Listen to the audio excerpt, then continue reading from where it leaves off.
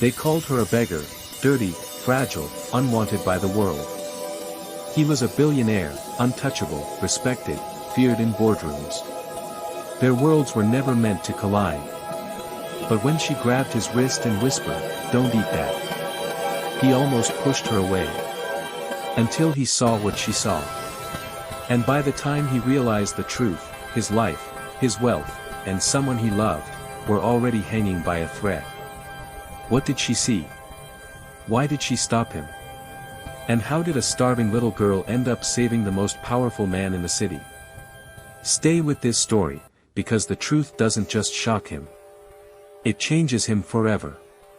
Ethan Hale, the city's youngest billionaire, stepped out of his black armored SUV, tightening his coat as the cold wind brushed against his face.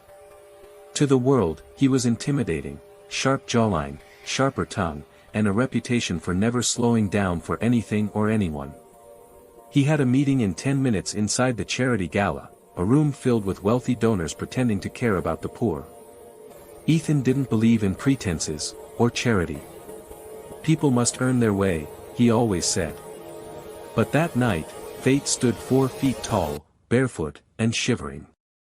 A little girl sat near the steps of the majestic hotel, her knees pulled to her chest, her hair tangled like storm clouds. People passed her like she was invisible. One couple even complained she ruined the aesthetic of the entrance. The guards were already considering shooing her away.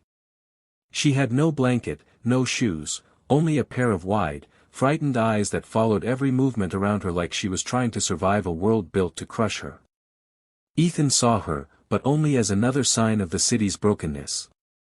He walked past without slowing. And then it happened.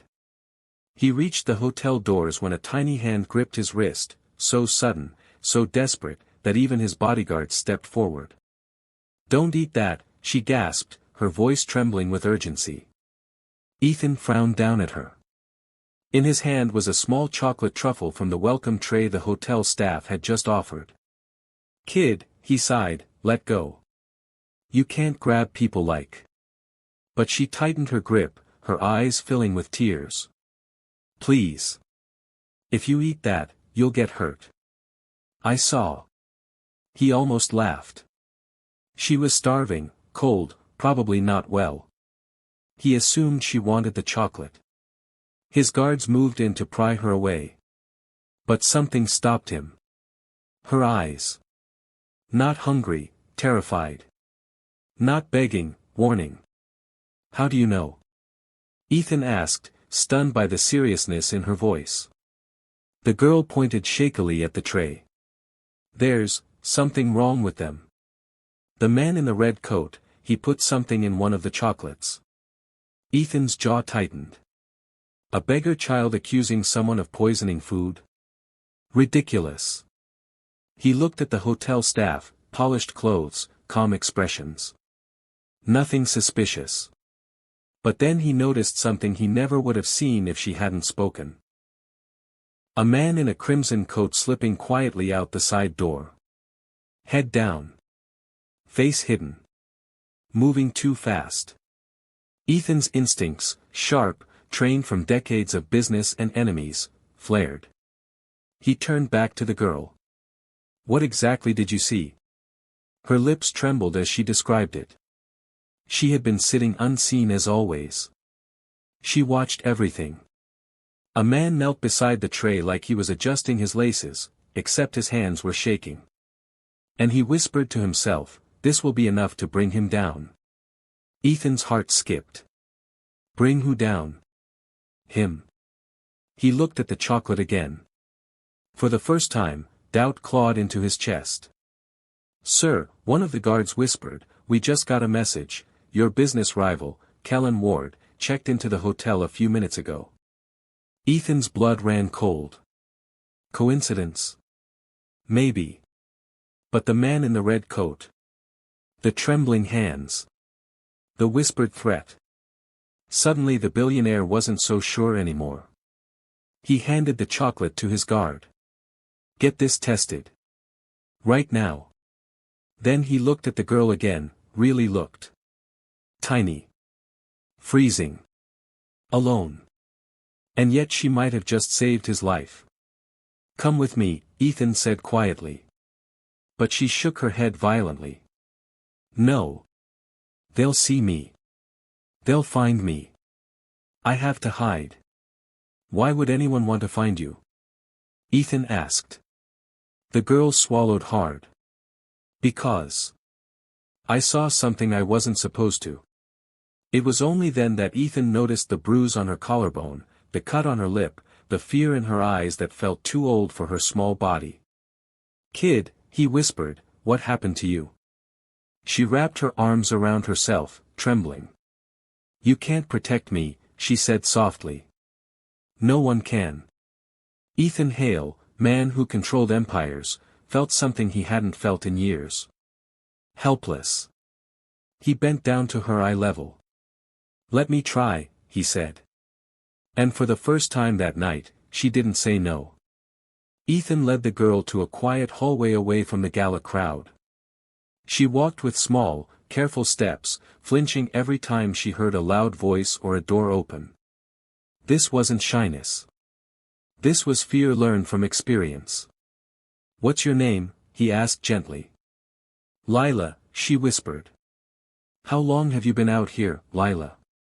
She shrugged. "Days, maybe more. I sleep where people can't see me. Why not go to a shelter?" Her breath caught. "They came there looking for me." Ethan felt his stomach twist. "Who?"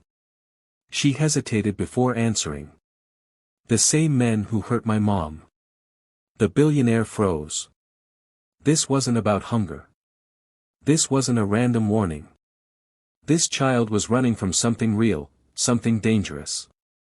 Lila continued in a cracked voice, "Mama worked at a restaurant. One night she saw some men mixing powder into the food. She tried to stop them. They hurt her and told her if she talked, they'd come for me too. She wiped her nose on her sleeve. She told me to run. I did. I hide every day now. I don't talk to anyone." She swallowed. "But when I saw you pick up that chocolate, I remembered the powder. The smell. The way the men acted.